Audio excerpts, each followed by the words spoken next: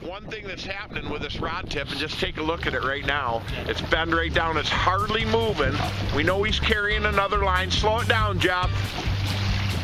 Break to the right a little bit. We know he's carrying another line, but we still got a ton of weight, and he's deep, and he's not moving. I said to Dave Zangari, Captain Dave Zangari, as we're working down the shoreline, there's a possibility that this is a big laker. If it's not a big laker, it's a big, big brown, so we're going to want to be right on the numbers with this fish. Today, everything coming on the inside. We're in basically 38 to 40 degrees of water. Lower a little, come to the middle so that it's not over the top of the rigger. There you go. And clear that. Okay, Jim, right to the center. Not all the hits, but the bulk of the hits are coming on the inside of the boat. 38, 40 degrees. Slow her down, Jeff. Slow her down. Big, big brown right here. This is one we want. Good we came on the video here. Jimmy, I want you to move to the right just a little bit. There you go. I'm going to come right over the top. Jeff, or Dave, get your net right there and get ready for it.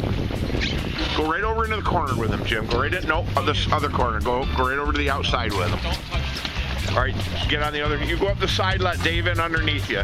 Get ready to go to neutral, Jeff. Big, big brown here. You can see this fish knifing in the water. Slow her down, neutral, Jeff. Taking a line, taking a line. It's all right, wind down. Get in underneath him, Dave. You ready? You ready, Jimmy? Raise your rod back up. Back up, back up. Big fish. Oh, yeah. Just a dandy brown. Forward, Jeff. Get it going. This brown. There is a dandy, dandy brown. We're going to show you a tip on bait selection and why we think those fish are coming to the inside. Jimmy, that was a good one, huh? That was the best one I've got today. He stayed down deep. Real good one, yeah. Heck of a fight. Yeah, absolutely. Good job, Davey. Take more of those. Let's put the knife to him and we'll come back with a tip.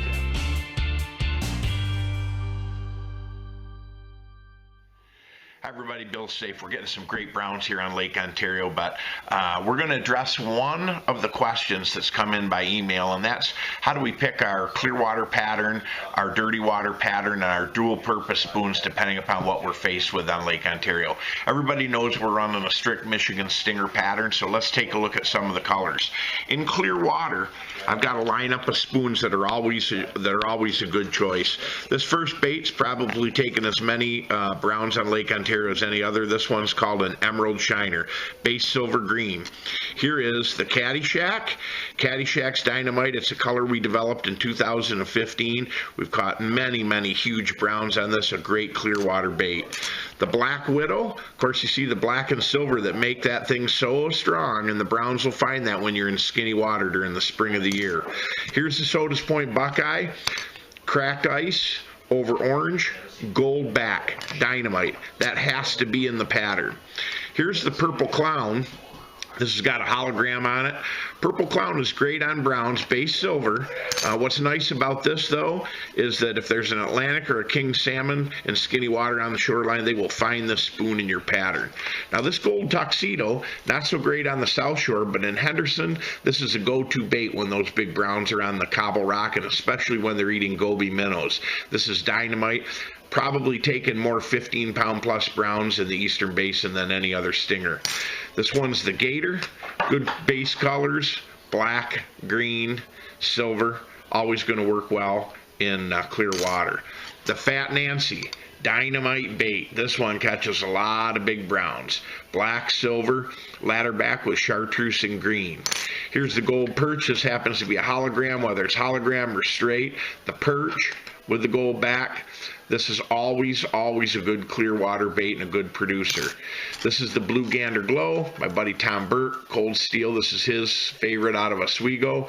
You've got the blue, the green, the silver with a little bit of white and black dots. It's all good clear water presentations because they've got the natural color patterns that you're going to find in gobies, alewives, smelt. In clear water, they're going to fool those browns. Now, when it's dirty and the water's really turbid, we've got to have colors in the pattern that are going to be high vis colors in low light or turbid conditions. That's a different set of spoons. Here's some that are going to work well.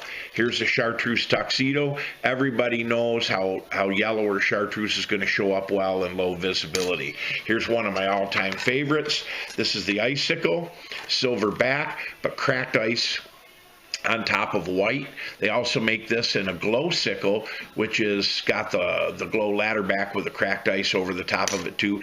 Dynamite. If the browns edge out into deeper water and there's big lakers underneath them, they can't resist this white. Let's take a look at these two. Glow alewife, chartreuse alewife.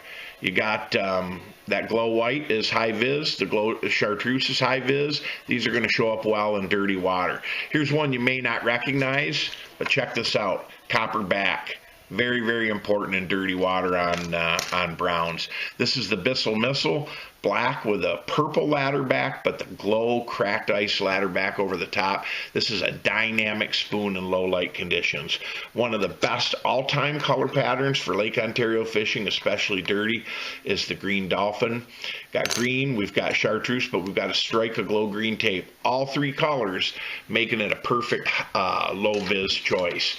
Now this blue that you see in this one, it's called a HUD, H-U-D. That blue is what we call the Kevorkian blue. It's on a hammered spoon, so the refraction is good in low light conditions, but it's got the cracked ice glow tape as well. So all these baits are going to be good if you're faced with low light conditions. So we pick certain ones for clear water. We pick other certain baits for dirty water. We can do that just by driving down the shore of Lake Ontario and looking out at the mud line and seeing what we've got. Now, what if we're faced with a dual purpose situation? You hear me talk about that in the videos all the time. What makes a good dual purpose bait? Well, you might have clearing conditions, big stretches of open shoreline where the water's gin clear, but you come to a creek outflow and a previous rain from 2 days before is still flushing sediment out of that creek, so you got dirty conditions. So you need baits that are going to work well in clear water, and they're also going to be appealing to those fish if the water's a little bit dirty. So now let's wide out here and take a look at our patterns, and we're going to show you the baits that are going to cross over to the middle. First and foremost, let's move a Black Widow to the middle. It's got the cracked ice glow tape. It's going to work well in both spots. Here is the Sodas Point Buckeye. This has to be in the water no matter what the conditions are. That's going to be a go-to bait. We're going to move the Fat Nancy out because it's got chartreuse and green. So in addition to the natural colors, it is still going to work very well when conditions start to light conditions start to drop off. We're going to pull a chartreuse alewife into the pattern because we've still got natural colors, but that chartreuse will be high vis when conditions of light are not at a premium. We're going to move the HUD out because we've still got silver blue, but we've got that cracked ice glow tape that's going to work very well. And then in addition to that, we're going to move this blue gander glow into the center because we've still got blue, silver, green, but we've got the white and the black dots, which they'll hunt the tail of that spoon in dirty water, and that will still be a producer. So now some of our clear water baits and some of our dirty water baits we can move to the center where they're what we consider to be dual purpose spoons. In those dual purpose situation, when we're faced with varying conditions on the shoreline, that's what you're going to want. Spoons for clear water, spoons for dirty water, spoons that'll perform in a dual purpose situation.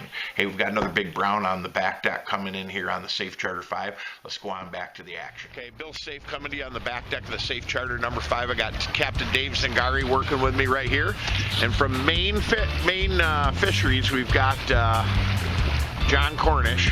He is the grand poobah up there, and he's just got an enormous brown trout. I was at the helm here just working. Dave said, you got to get the video camera and get here for this fish. He's a steady. Get ready to go neutral, Jeff, when I tell you. Wind down. Big, gigantic brown. One more time. Neutral. Don't let him touch the rig. Go, Dave, go. Forward, Dick, forward. Go, Jeff. Just a monstrous brown. Holy smokes. John Cornish. Nice, the body boy. Is that awesome or what, dude? That's an adrenaline pump. Little speed, Jeffrey. Little speed. Into my heart. Hey, buddy boy. That was good. Nice. That's a Next good one, fish, anytime. John. Beautiful. Holy smokes, is that good? Of course, we're tied up here in a double. We're just west of Bear Creek right here. Dave, look at this fish right here. Let me give you a look down the side of this. Pull back just a little. Just an enormous, enormous fish. Here's the bait. Get him posed up with John. Let me show you the bait, guys. There's that Fat Nancy. You can see they've just chewed the tape off this thing. We've got such a really cool selection of dual-purpose baits on today. And, of course, we're looking at that in the segment. But why don't you get him right out, bring him across in front of you here, John. Look at the size of this big, giant brown. He was a dandy and just tanking the rod. John, that's a good one. Right about fish. That's year 2. You got another one? Look at this. Here's another rod going right here. We're into the triple. But that's one of the better browns you've had with me over the last couple of years. He's certainly a dandy. No doubt about it. Best fish today. Yeah, beautiful fish. That's the way it is right here, working on the skinny water. No substitute today for being shallow.